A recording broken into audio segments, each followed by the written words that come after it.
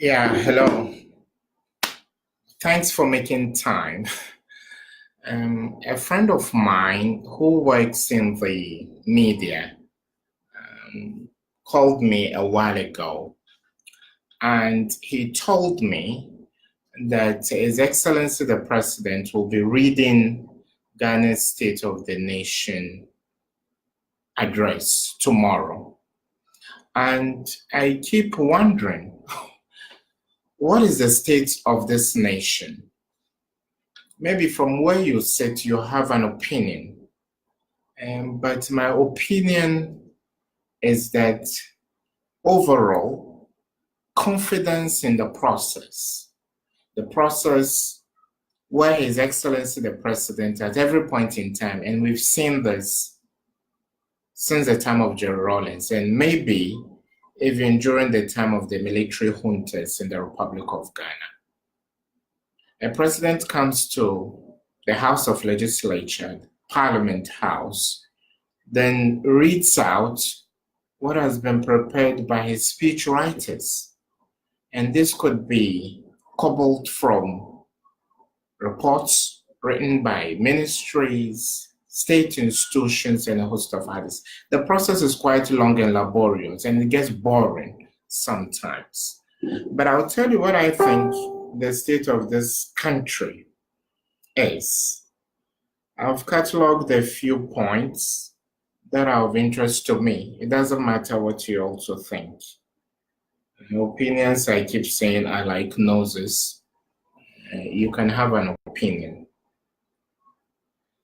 Infrastructure. What is Ghana's state of infrastructure? Are we seeing big bridges? Are we seeing, the construction of malls, the construction of big businesses? Are we seeing more roads? Not long ago, they came and did our roads.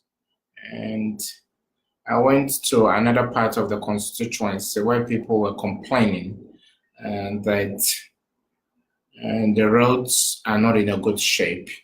What we have now would go bad in no time. Just before the by-election, they came around, and sometimes in the dead of the night, there were blockades because they were working on the roads. So on the level of roads, railway construction, fair enough.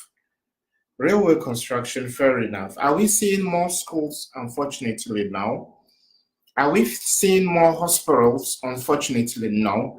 Come to talk of health, I didn't even include healthcare delivery. Healthcare delivery is very poor in the Republic of Ghana. And I don't agree to the investment of my money and yours in the zipline drone initiative. It's counterproductive. It's going to cost us, taxpayers, a lot of money. And I've seen an experimentation of how things are going to look like. This is not a realistic project.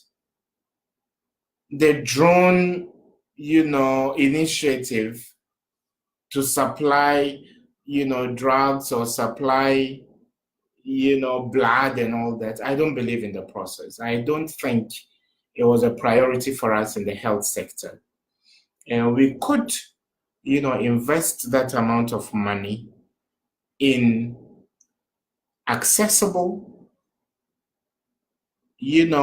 viable storehouses where these supplies could be made, accessible, so to speak, to the hinterlands and other areas that are suffering from shortages in supplies. So for me, healthcare delivery is very poor. I'll score it very low in the Republic of Ghana. I have a friend, his sister has got a brain tumor, and they've been in a queue for so long because Kolebu Teaching Hospital's, intensive care unit has 4 beds or so. This is a shame. It's a shame for us as a country. So infrastructure, a little stagnant because we are not seeing any initiative in the area, nothing new. Healthcare delivery, poor, shambolic. That is why when the president and the vice president and some ministers seek healthcare, they travel out of the country. It's a shame. Healthcare delivery, very poor. It's been like this for so long. And those politicians who tell us the future of this country is promising, and when their wives are heavily pregnant, they go begging for US visas so their babies, unborn babies, will have American citizenship. It tells you they have no faith in the future. Security, I think there's more room for improvement. On sanitation, Ghana's sanitation is poor. Accra is one of the dirtiest cities you can go to. Open gutters, heaped up refuse, complete breakdown in public discipline in terms of putting away litter, and a host of others. Very, very shambolic. Sanitation is very poor in the Republic of Ghana. Employment for the youth. We only hear of employment, but maybe it's because you are not directly affected. That is why you don't feel it. That is why you don't feel it.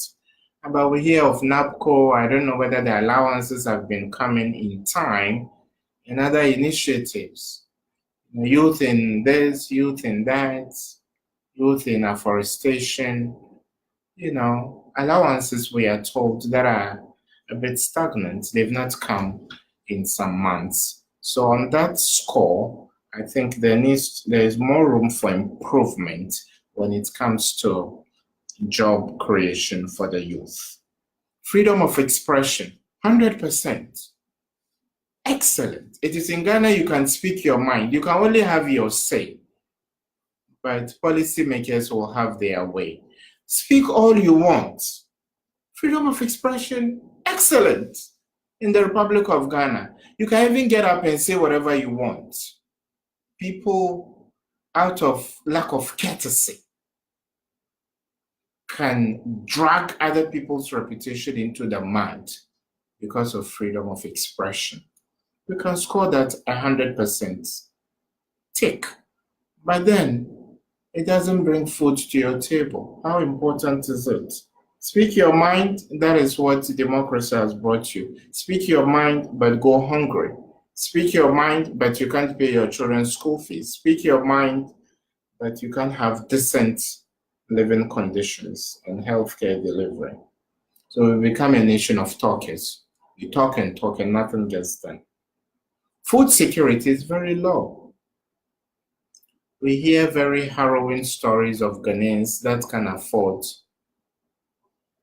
decent meals. I think the Ministry of Agriculture, Youth in Agriculture, some initiatives, we need to start seeing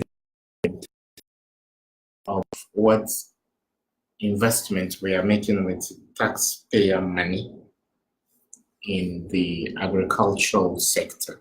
A friend of mine told me he went to his farm and you could see very bulky cassava, very, very bulky.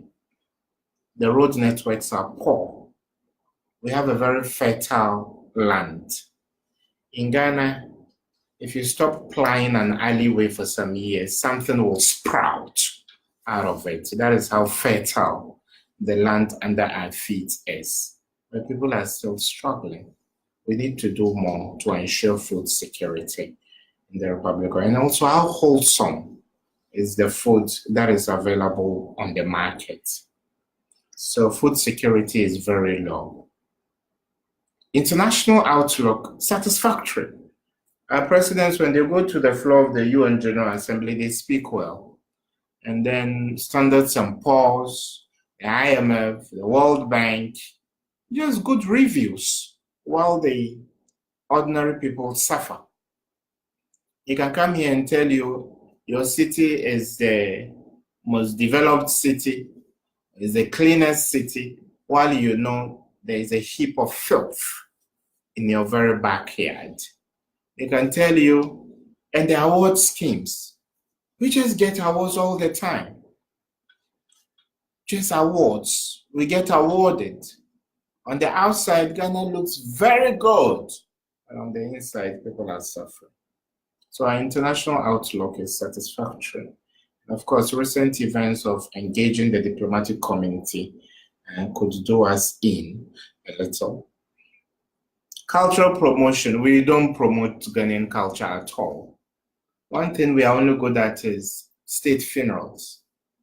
Or someone just died. You die right now as a statesman. They will give you a state funeral. But funeral, what about the other things that undergird our cultural identity as a country? There's more room for improvement. Industrialization, we are still an import-dependent or import-driven economy.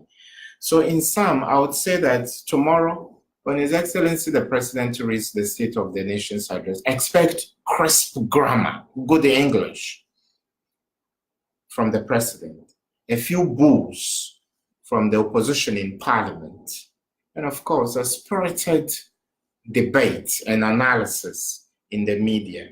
And after that, we all go back to sleep and wait till next year when there is a repeat of this process. So in sum, the sum total of this process, I think, is that the State of the Nation's address is gradually becoming an annual talk show. The people need action. The people need something practical. We need something practical in the area of education, infrastructure, healthcare delivery, sanitation, food security, and a host of others. Take care and make time to listen to the President when he speaks to the nation tomorrow. Do enjoy the rest of your day. Bye-bye.